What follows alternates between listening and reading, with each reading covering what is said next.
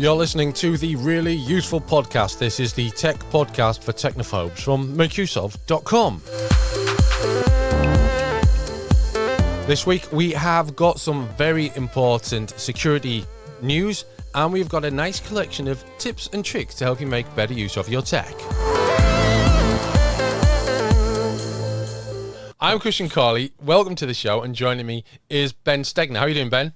I'm doing good. As I mentioned in the intro, we've got some quite important security news, online security news, and then we're going to go on to have a few tips and tricks. Let's move on to what we have gathered to speak about, which is why you should change your Plex password right now. Now, fair enough, a lot of people don't use Plex. Plex is a weird thing that started off a few years ago as a very nice streaming service and media center combination, and more recently, it's kind of, I feel like it's unraveled slightly what its actual aim is. I don't think anyone really knows what it's for at the moment. Account holders, including myself, were alerted to the breach by email early on Wednesday, the 24th of August, last week, a day after the Plex security team noticed suspicious activity in their database. They released an email to everyone, and the third party was apparently able to access a limited subset of data that includes email addresses, usernames, and encrypted passwords. So not that limited, really. They further explained that even though all account passwords that could have been accessed were hashed and secured in accordance with best practices, out of an abundance of caution, we are requiring all Plex accounts to have their password reset. Now, the problem with Plex is that at one point, it was quite a popular media center solution that a lot of people signed up to. And I think if everyone's like me, and I know everyone isn't like me, but if everyone's found Plex's latter development as confusing as I have, maybe they've drifted away from it and used other services such as Jellyfin, or just gone the full Kodi route, or just gone and bought a Roku and forgot about all that and just, you know, have a bit of streaming through this and it's stuff that I want to watch, which isn't necessarily something you can do with Plex. They suggest now that you change password and also enable two-factor authentication on your Plex account. Attackers can do a lot with an email address without the username and the password. If they were encrypted, then fine. The fact that they were leaked and the encrypted versions were leaked means, it's data breaches happen a lot. Yeah, change your password if you have a Plex account. Ben, do you have a Plex account? I don't. I've never used Plex. I definitely agree with your take that it's kind of a confusing service to sum up in like a sentence. Like I always used to think of it as like a place where you hosted your own media. But when we started writing about it, when it got really popular, however many years ago that was, and we started writing about it more, I always was pretty confused on what exactly you were supposed to do, because it was sort of synonymous with pirated streams, but it wasn't only for that sort of thing. So no, I don't use it, so I didn't get this email. They gave me a free Plex pass a few years ago in order to help me review something called the HD Home Run, which has sort of like support for Plex. The HD Home Run is quite a useful piece of kit, because you can basically plug in a TV box or a terrestrial thing, aerial antenna into it, and then you get two tuners, so you can split it off to two different rooms in the house, and it has a hard drive. I think it has a hard drive thing in it as well, so you can record stuff. The general idea is it had Plex integrated, so they gave me a free Plex pass. And to be honest, if anything, I think that having Plex pass makes Plex even more complicated. But yeah, so that's that. Anyway, Plex has had a data breach, and as with any of these things, you need to change your password, and if available, and if it's something you find favorable, enable two-factor authentication.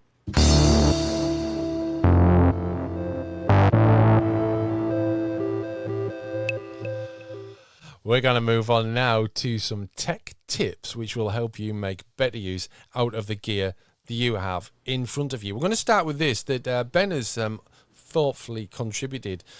Does Apple use green bubbles to make you hate Android users?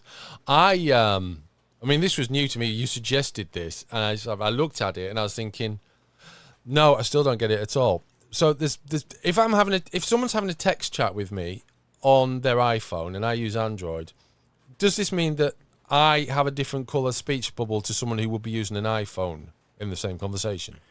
Yes, it does. So this is kind of a complicated thing. This is an article I just updated actually. So the original version I wrote years and years ago when I was in college, when this phenomenon first popped up, I wrote a survey where I asked people, "Do you use iPhone or Android?" And then based on that, I asked them, like, how do you feel about these bubbles? What do you know about the features between them? And it was interesting to look at the results. But this phenomenon has been popping up again recently. It comes up every couple years or every year. So it was time to update that and take a look at this interesting social, I don't even know what you would call it, phenomenon, I guess is the only word I have for it. Let's call it a phenomenon. Sure. So, iMessage is Apple's proprietary message service, and it's just the same, or it's very similar to WhatsApp and Telegram. And when you message someone who uses an iPhone using the Messages app, they see you see it in green. Is that right? No, if you have an iPhone and you message someone who also has an iPhone, or if they have a Mac or an iPod Touch, it comes up as a blue bubble. That's blue. If they have right. if they have any other device, including Android, it goes over SMS and it's a green bubble. Okay, so green bubbles are evil, are they? Something like that, some sort of evil. I don't know. Yeah, green with envy, something like that. Well, I mean, this is completely new to me. Well, probably part of the reason why, if you're listening to this outside of the U.S., this is really the only area where this matters. So the reason is a little bit of a history lesson here. So how WhatsApp is like insanely popular in like Latin America, India, Asia, Europe, that never really took off here. So I believe WhatsApp got popular in those other regions of the world because texting was expensive, but data wasn't. So everybody just thought, oh, I'll download WhatsApp and can talk basically for free. But in the US, texting was cheap and data wasn't. So everybody just had texting, SMS on their phones. So that's what they stuck with. So most people stick with the default app for email, texting, whatever. So on an iPhone, when you open up the Messages app, if you text somebody and they have an iPhone, it's automatically an iMessage. But if you text somebody and they don't have an iPhone, it goes over SMS and it's a green bubble. So there's no like most people don't think, oh, I'm going to download WhatsApp because it's better and I can talk to people that way. They just use the default app. So that's kind of why a lot of people outside the US probably wouldn't even see this as a problem, because the iPhone isn't as dominant in some areas, and also WhatsApp is just the de facto messenger. Yeah, definitely. Again, I'm still baffled by why it's important. Well, as far as why people actually care, it may just be this. So there's a couple layers to it. The first is that iMessage is much better than SMS. So if you're not familiar, SMS or short messaging service is what texting has used since the 90s, when texting was first a thing that people used. So it has a character limit. It's not encrypted. It has a very MMS, which is multimedia messaging service. When you send a picture or a long message, that's very limited in size. So that's why when you send a picture to somebody or a video, it looks horrendous, because it's such a small cap on the size that it just compresses it very heavily. So when you send someone a message and it comes up as a green bubble, you don't have any of the benefits of iMessage. So in iMessage, there are games you can play right inside of iMessage. You can mention people to tag them. You can long press on a message and give it like a thumbs up or a heart. It's easy to add and remove people from group chats, a lot of stuff like that. You don't get any of that with green bubble texts.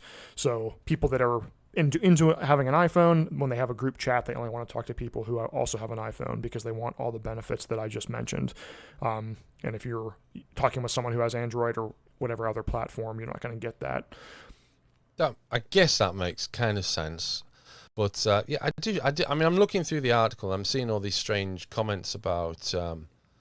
strange to me comments about these TikTok ones that you've included, and these other ones. She's a 10 but she got green bubbles. I'm trying to get... another one says, I'm trying to get rid of the negativity in my life, bracket, green bubbles in the group chat, bracket.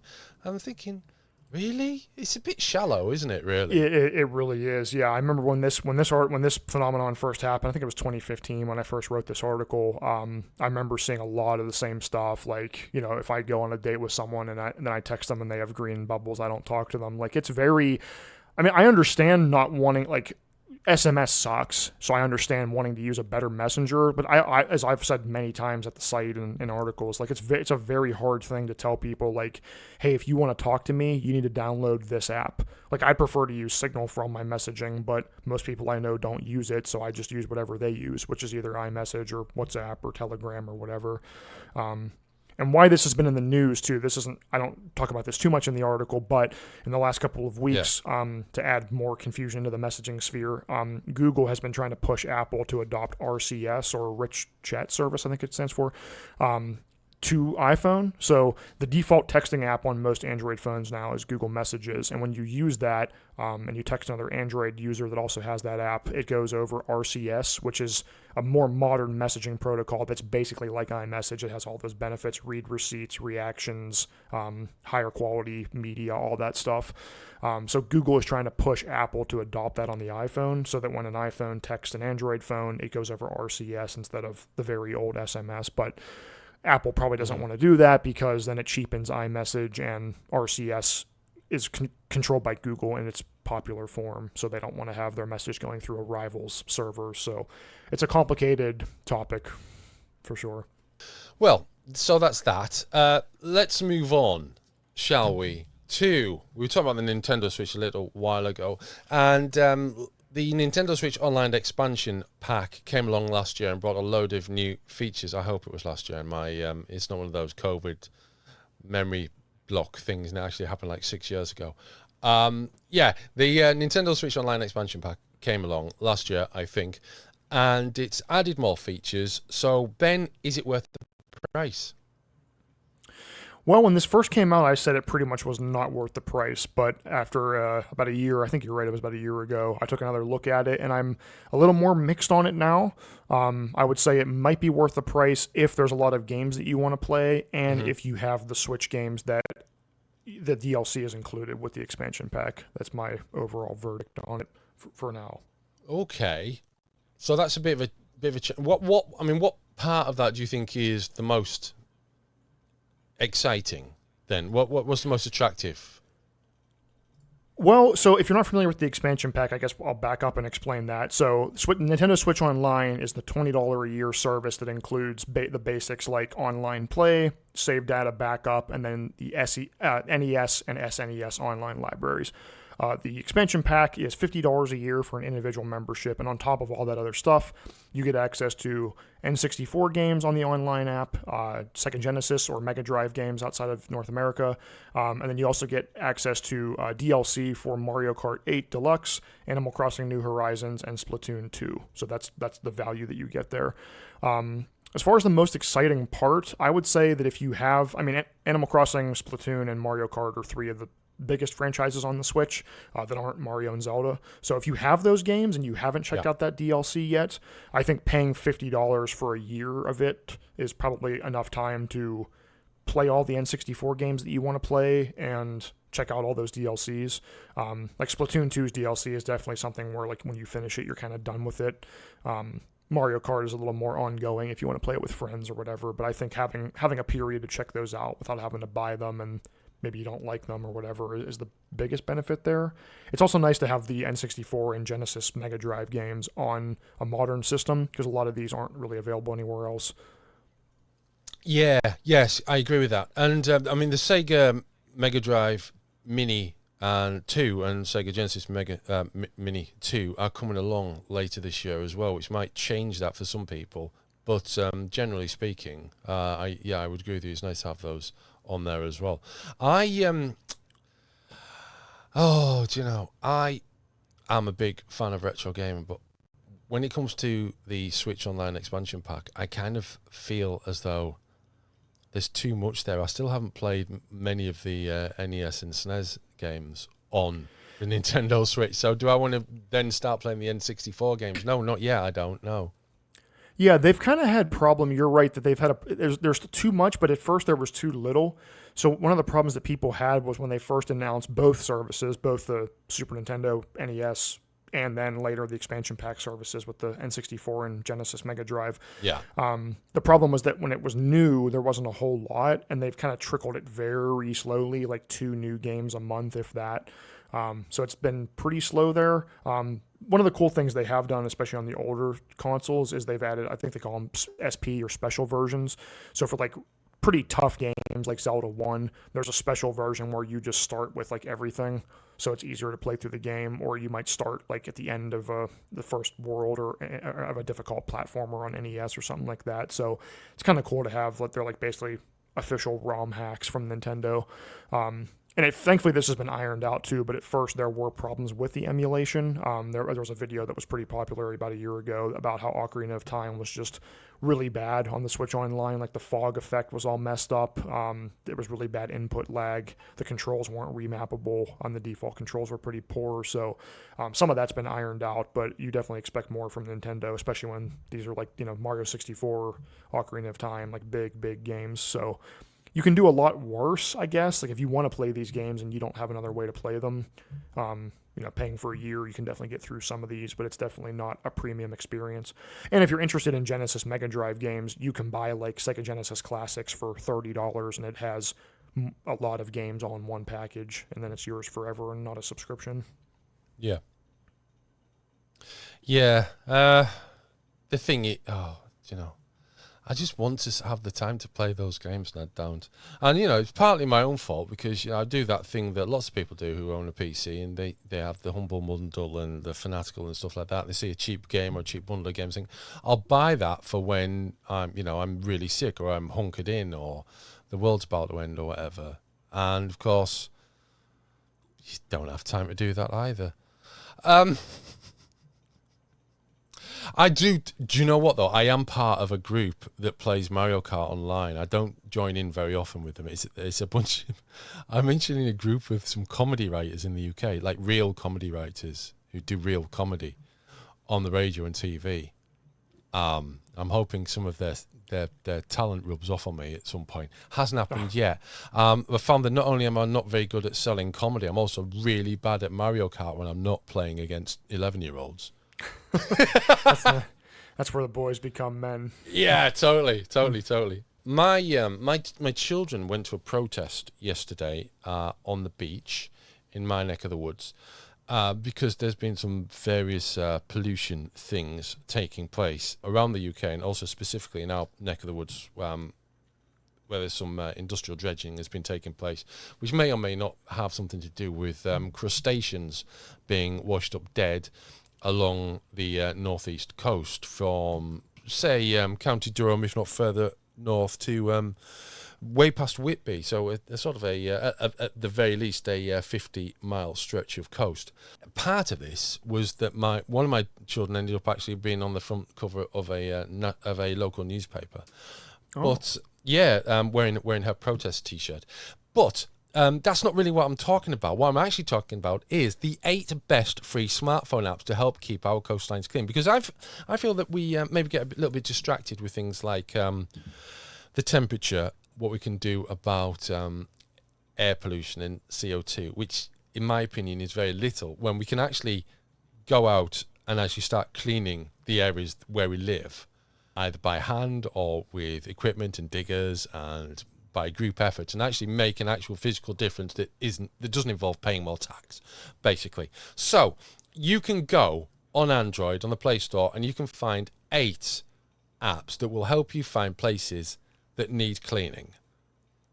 Number 1, there's the Marine Debris Tracker. There is Ocean Hero, another app. There is Clean Beach, which is a very cool app which helps making cleaning up beaches fun, ideal for children. Clean Swell, again, has an attitude that makes it more easy to pick up rubbish and positively impact coastlines. You've also got Beach Clean, you've got My Coast, and you've got Litter Cleanup. And although I said they're on Android, and as with the last one, Litter Lotto, they're also on iOS. These are mobile apps that can help you keep your coastlines happy and healthy. And, it is not great that people go to the beach and dump stuff. Maybe with encouraging apps like this, we can foster a new attitude to keeping our coastlines happy, healthy, clean, disease-free, and that can impact the quality of the sea as well, because what gets dumped on the beach invariably ends up in the ocean. Yeah, anything like this, like littering, not pollution, is a shame because you think, if everybody just did just a little bit less, like stop throwing garbage out their car window or like leaving crap on the beach when they went.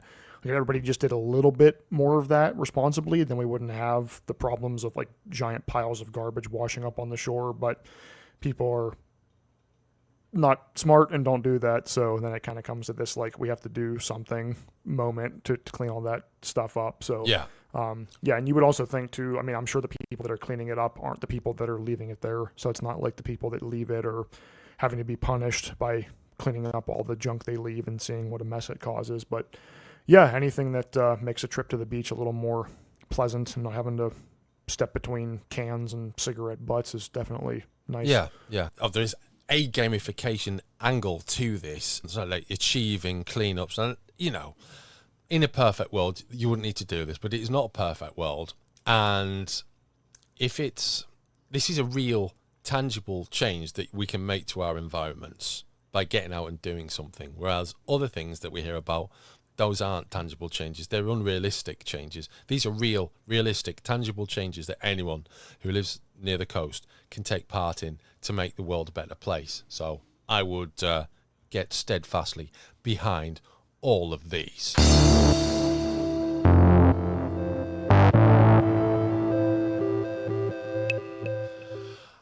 Now, usually we talk about a recommendation at this point of the show, but before we get on with that, this is the first podcast that we've done in at least a month where I'm joined by someone who's actually living and breathing and not a digital representation of themselves from a few months previously. So how are you? Oh, that's true. Yeah, you did clone me a couple months back, and Yeah. that was some big stuff we didn't talk about. What have you been doing? Because we haven't chatted. So have you got anything new to talk about? Any new gear that you've bought? Anything? This is a lot of pressure, and I feel like I'm having to give a summary of my life here. New gear. I have not gotten any new gear. I got a new sound bar, but that was probably like 2 months ago. Okay. So not super new. I had a button go bad on my PS5 controller that I fixed, so that was nice some one. very light DIY, which is the only kind I'm capable of. And I'm thinking of buying a new office chair, so that's probably my next like tech-y purchase. So I haven't bought that yet, still looking at it, and it's not really tech, it's more tech adjacent. But that's my little life summary. It's been a pretty quiet summer for me since I had a few trips a few months ago. So yeah, just kind of digging in and keeping on. Nice, excellent. I did you know I got a Steam Deck? I knew that you were very close to your order arriving last time I saw you post about it. Yeah. No, it's arrived, and then the first thing I installed on it was was Zool, a 30-year-old game. And how's that been? That worked fine, yeah. I've then installed, I played through Half-Life 2 on it. I installed Death Stranding, and I've played an hour or two of that. And then I've paused that because I then discovered that you can install games off GOG, goodoldgames.com. Or GOG.com. Okay, is that easy, or is that like a hacky workaround? It is. Well, it's straightforward to do the installation bit. It's not straightforward to run it unless you know the exact configuration you need to change in the ini file for the game in particular that I wanted to play, which was Sid Meier's Alpha Centauri, which is a sort of a spacey version of Civilization.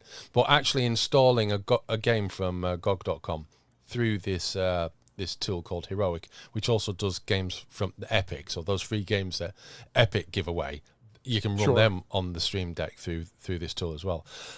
Yeah, fantastic. I'm so pleased with it. It's the best thing I've bought in years. It's really, what do you really think good. of what do you think of Death Stranding? Because I've heard that game seems very controversial to me. It's strange, and I'm very impressed with the direction in the voice acting. Parts of it feel a bit like... Now, there's an old arcade game many years ago. Space Ace sounds familiar to me. There was a YouTuber I liked that did a video about it years ago, but I don't know anything about the artist or any other like sibling games that it had. I just know the name pretty much. Yeah, there's Space Ace, and Dragon's Lair is the game I was thinking of. And the designer was Don Bluth. And Don Bluth was an ex-Disney, I think, ex-Disney, and he did American Tail, Land Before Time, All Dogs Go to Heaven, Anastasia, and a few others. Now, the important thing about these games is that, and he's the half cousin of Mitt Romney. How amusing. The interesting thing about these games, Space Ace and Dragon's Lair, is that the controls were quite limited. So you would find yourself in a scene that was presented with this beautiful cartoon-esque animation, but you weren't in complete control of everything. So you'd move the joystick in the right direction and press the fire button at the right time. And although you had these full, beautiful graphics, you weren't in control of the characters in the way you might be with an older game, say Manic Miner or Bomb Jack or any of those type of games where you have better control of the characters. It's very much a kind of a scene-by-scene thing where you had to press things in the right order at the right time, rather than a full engagement in order to progress the story, which is probably why the games came out as only arcade machines or on Laserdisc, although I do think that there was versions on sort of 16-bit systems that would have run off floppy disks. But the point is, I felt that Death Stranding was a little bit in that, similar to that, the parts of it that I was playing. I got up to, like I say, I played an hour or two of it, so I didn't get very far through it. But I did feel that, I mean, I hope it expands further, but I did feel the controls were a bit limited, basically. That's my basic thing on it. Yeah. I now that you're saying that, I remember, I think I covered a bit of Dragon's Lair in an article I wrote about what QuickTime events are, because that was kind of the first game that had, like, press the right button at the right time or you die, that kind of thing. Yeah, Death Stranding, I haven't played it, so I can't really speak to it, but to me, the movement looks very designed intricately, but the gameplay to me looked super boring. I like games with really clear and great movement that just works really well. I don't like games where it's a laborious process to get from point A to point B, and that game looks like just the act of moving is annoying, which I get is the point of the game. But I don't think I would love it, so I was curious because it seems divisive. Yeah, I mean, I basically bought one of those super fast micro SD cards that you can get for the Switch. I bought one of those for my Steam Deck so that I could play Death Stranding, basically, because it's a big game.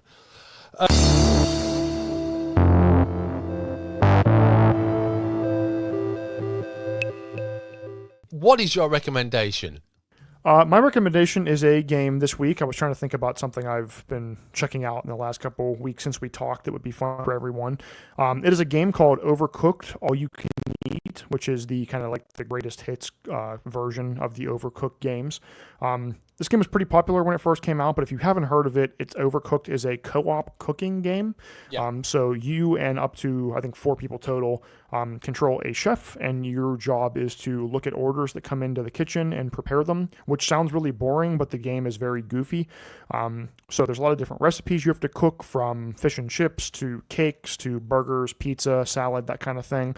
And you work together with your friends. So you might have to, for example, with a hamburger, you have to grab some beef, chop it up, and then put it in the frying pan, and then put it on a bun, on a plate, make sure the condiments are there, and then serve it, that sort of thing. But you also have to worry about washing dirty dishes. You have to make sure that things don't burn. And depending, the maps get pretty crazy. So sometimes you'll be on an island with your other friend, and you have to throw stuff back and forth. Or there might be a level where you're on top of like 2 trucks that keep splitting apart. So you have to bring ingredients over from where you grab them to the cutting board, and then back over to the frying pan, and that kind of thing. So it's a very goofy game. It's a fun one to play with friends of different skill levels, but it can also get pretty intense if you go for the high scores. But yeah, it's a fun co-op game, whether you're playing online or with people on the couch. And I'd recommend that for your next multiplayer game session. So that's Overcooked All You Can Eat. 1 and 2 are good as well, but this is basically just both games in one package. So might as well go with the newest one. Okay, they really do like to hammer Overcooked, don't they? We've got Overcooked 1 and 2 in one package, but not as one game.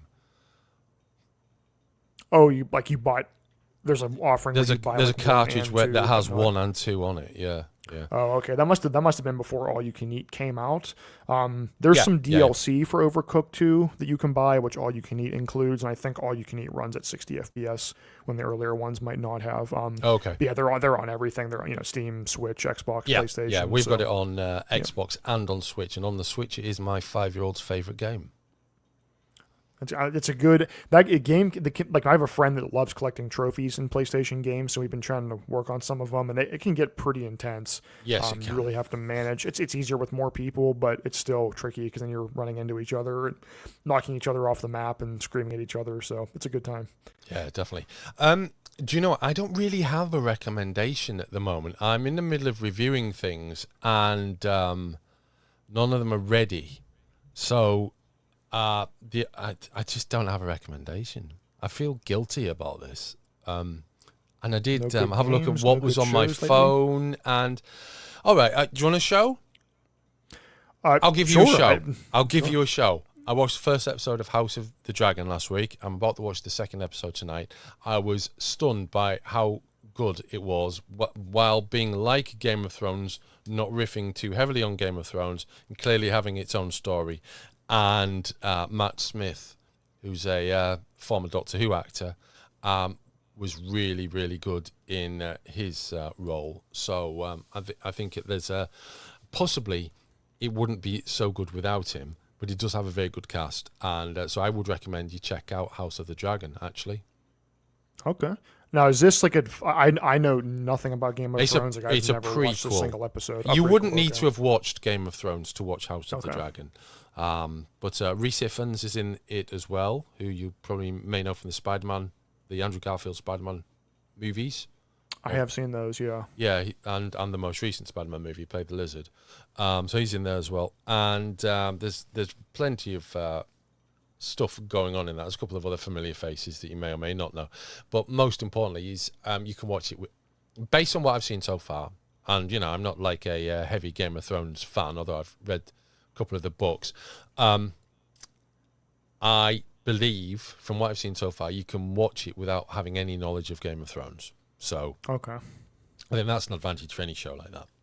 Yeah, it's always interesting. Like with games is what I always default to, since that's what I know. Like prequels and reboots and things like that. Like there's an argument to say, well, you should play it in the story order so you experience the full story. But then you think, well, maybe you should just play it in the order that they released, because that's the order that like the people, like the directors wrote them in, and that's the order that most people experience them in. Like, there's been a couple times, like BioShock is one example. If you haven't played it, won't make much sense, but I had a friend that told me to play 1 and then Infinite, which is the third game, and then 2, because 2 was made by a different studio and 1 and 2 take place in the same like world.